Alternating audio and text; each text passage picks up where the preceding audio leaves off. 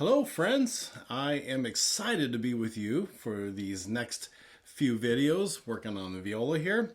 This is going to be the Bolzoni Minuetto. We're going to work on, the first one here is going to be on measures 20 through 22. I'm only picking 3 measures because I want to talk to you about intonation for a little bit. And then the next video after this will be 23 through 26. So in all of these videos, first of all, if you really enjoy them, hit subscribe. That would help me. That's number 1. Number 2, in all of these videos, this is practicing. Okay, so like on my part, this is not me playing perfectly in any way, shape, or form. I'm practicing, and I'm practicing along with you. Viola, for example, is not my primary instrument. Violin is. And so on viola, I've got a smaller viola, which I really like. And it's a school viola, so nothing super fancy, and you know, it's not thousands and thousands of dollars. But it is a little bit on the small side because even though it's on the small side, it's a little bit bigger than my violin. And so I tend to play a little bit out of tune. So I'm really working hard on being in tune. And as I'm doing that, I'm going to be explaining this to you as well and helping you learn some tricks of the trade, so to speak, on how to be in tune. And so that's why this video only has 3 measures because although the notes aren't terribly hard, I will describe it and all that. I just want to spend some time on intonation. Okay? So I wanted to talk about that, and well, let's just get started. So intonation, right away, we've got ourselves a B. The B is the anchor in measure 20. But how do you find the B? Well, you first got to find the A. A couple of things on finding the A. One is, I'm going to make a video on wiggle strings. And so on wiggle strings, I want you to spend some time watching that one because it'll talk about what exactly that means. The fancy word is sympathetic vibrations. So in a very quick nutshell, if I play a note that is the same note name as another open string, and I'm not touching the open string, in this case A, the A is ringing. Do you hear that? I don't know if you can see it. If I went really close, let me see. I don't know if I can do this or not. I might have to edit this out of the video. Can you see it right there?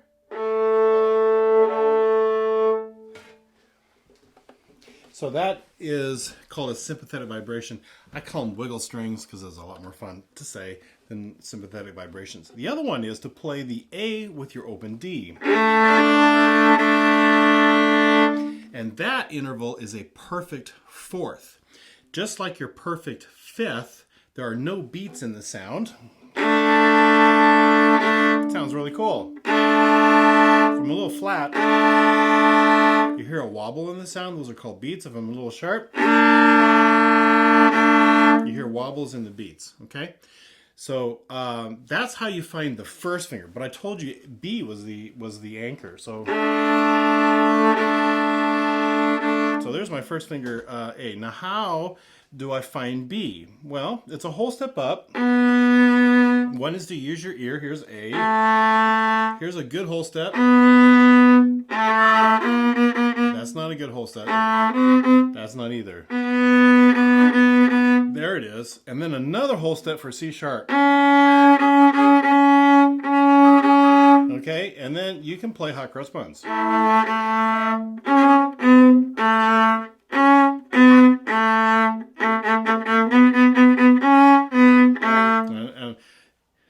staring out the window, mostly because I'm really putting my ear right here and I'm really listening for intonation, so that probably looks weird, but that's what I was doing. All right, and so that's so that gives me my B.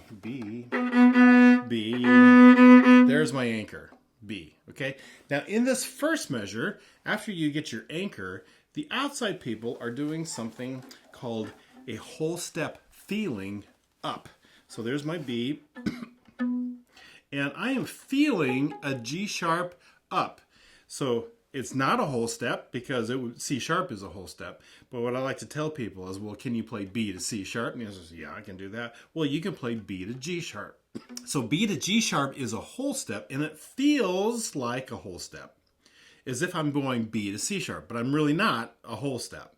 Okay, So just understand, B to G sharp is not a whole step, but it feels like one. It's called a major sixth, but it feels like one. And if you can play B to C sharp, you can play B to G sharp. And that's the first measure for the outside people. Okay. Now the inside people are also feeling a whole step off of that B, but they are going down a whole step. So they've got this B to E. Ooh, another fourth with that open A. That's what they feel, is a whole step down. So that's that first measure. Okay, the next measure.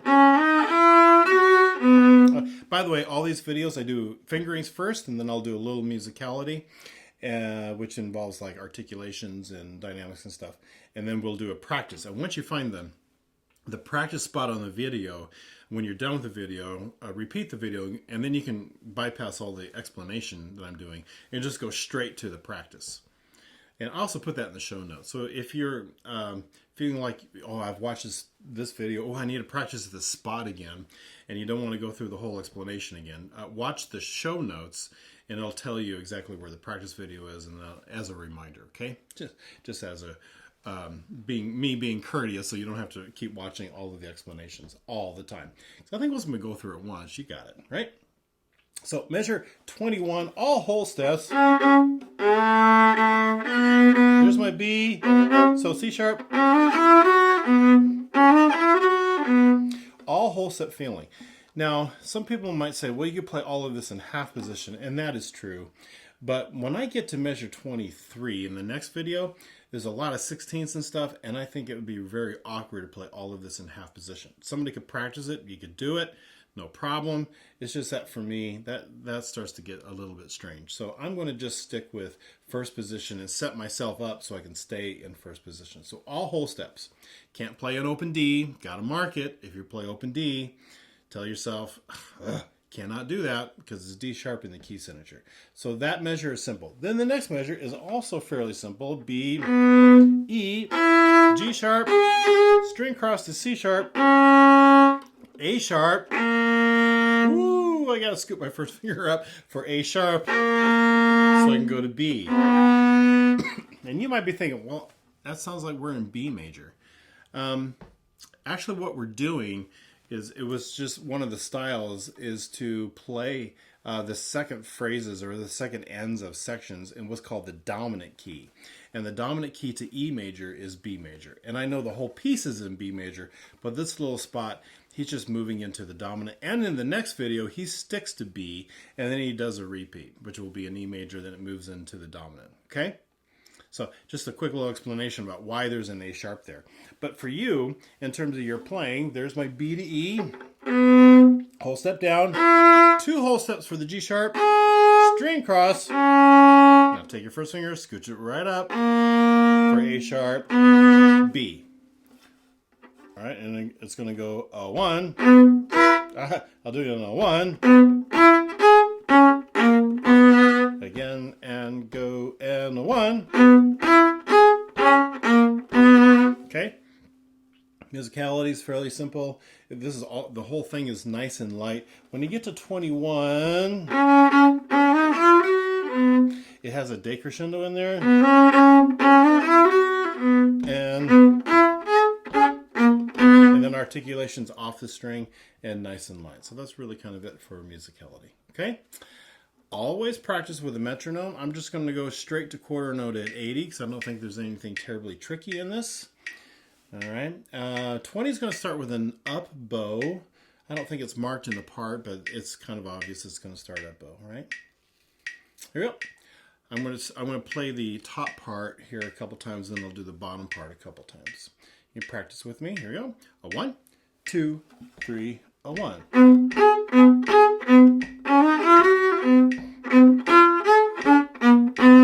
Oh, and I'm always going to go to that B. Forgive me if I already said this. I'm getting old, you know. I like going to the next measure on beat 1. It's kind of like interlocking pieces of a puzzle. That way, when I practice the next section, I'm starting on that B, and it's a very familiar spot. It's really awkward to go, and stop there. especially when A sharp is what's called a leading tone to B. B, A sharp, B. I want to go to B, right? So just go ahead and go to B on beat 1 and we're good. Do it again. Ready, and go, and 1.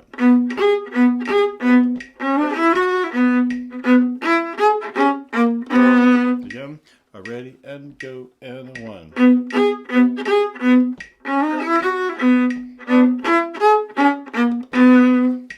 Ready, and go, and 1.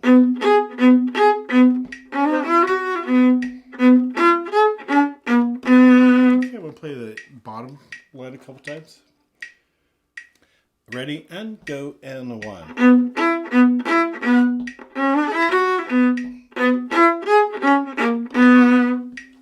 Ready, and go, and 1.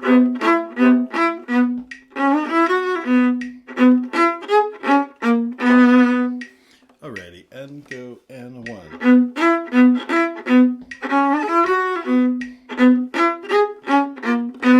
Yeah, 21, I didn't do a really good job. You really need to start on the string. 1.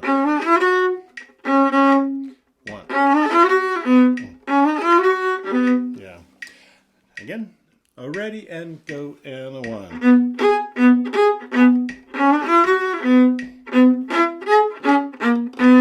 Okay, without a metronome. Obviously, if you're top or bottom, doesn't matter. Just keep practicing with me. 1, 2, and here we go, and 1.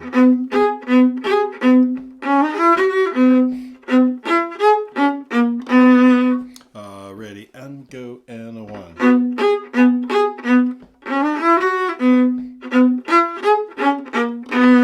Okay, last time. Ready, and go, and 1.